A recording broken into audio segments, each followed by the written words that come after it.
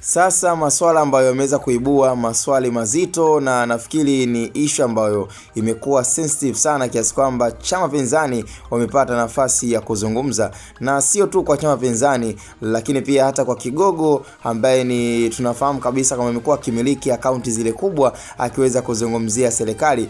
Unaambiwa Kigogo alizungumzia na kutoa pia ishara ya wazi kwamba ni kwa nini kwanza hawa watu ambao ni watu wa magereza kuweza kuvaa kwa muundo wa design hiyo. Yani kiwalisia ni watu ambao walikuwa wameweza kuficha sura zao katika mahakama ya Kisutu. Yani inamaanisha dhahiri kabisa kwamba kuna kitu ambacho pengine kinaweza katendeka. Kwa hiyo ili mradi kitendeke basi inabidi wafiche sura zao. Yani hayo maneno yameweza kuonekana dhahiri kabisa baada ya Kigogo kuweza kuvujisha siri na kuzungumza kwamba hawa watu ndo huwa wanahusika na masuala ya utekaji. Kwa hiyo ni issue ambayo pengine ameweza kuifikiria kwa upande wake Kigogo mpaka kufikia hatua ya kuweza kuzungumza na kuweza kuposti pia sakata hilo na kuwaonyesha akiweza kuposti picha ya mwamba alionekana kabisa kwamba alikuwa yuko Bennett na mwenyekiti wa Chama cha Demokrasia na Maendeleo ambaye tunajua huyu ni askari magereza.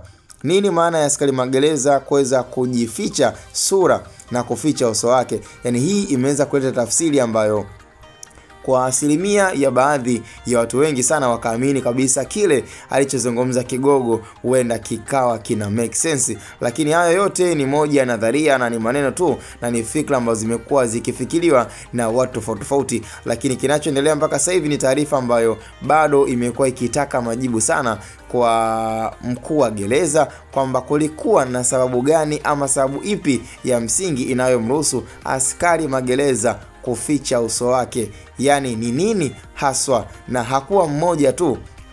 Yani manake ni kitendo ambacho inaonekana kabisa kwamba kimedhamiriwa. Kwa hiyo lengo na dhumuni ni kwamba walikuwa wanahitaji kuweza kufahamu ni nini haswa kilichoweza kufanya mpaka askari magereza aweze kuficha uso wake. Yani ni nini haswa ama kilichopelekea hivyo. Kwa ni maswali ambayo mpaka sasa hivi yanahitaji majibu na mjadala umekuwa ni mkubwa. Na kama kawaida yetu, kazi yetu ni kusogezea taarifa na mijadala tofauti. Cha msingi tu nafikiri tukutane kwenye upande wa comment section ambapo nafikiri unaweza kutoa ushauri na maoni na pia tukajaribu pia kuliweka sawa katika huu mjadala unaoendelea. Hii ni Hatuboy Media, short and clear information. Usisahau kuweza kusubscribe, kulike na comment. Hatumalizi na hatupotezi muda wako wala kukumalizia MB wala nafasi yako. Kwa hiyo nafikiri tukutane kwenye upande wa comment.